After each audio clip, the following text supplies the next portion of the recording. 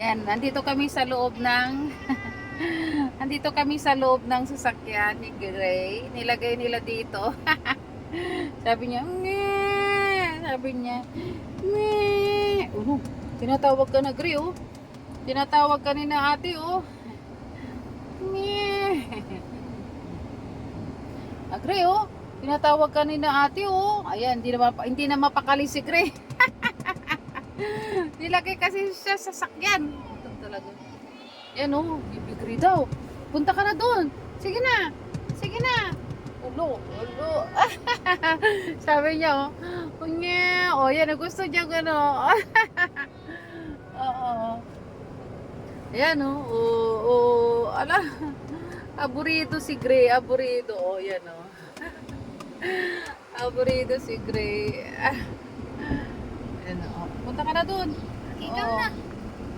Ikaw na. Ikaw. Uli niya na to si Gray. Wala na. Baba na siya. Dito muna ako sa sasakyan. Okay.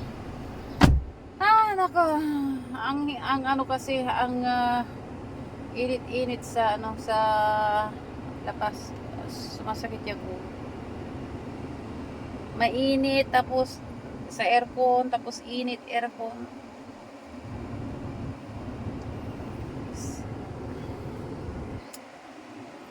Sakit ang ulo.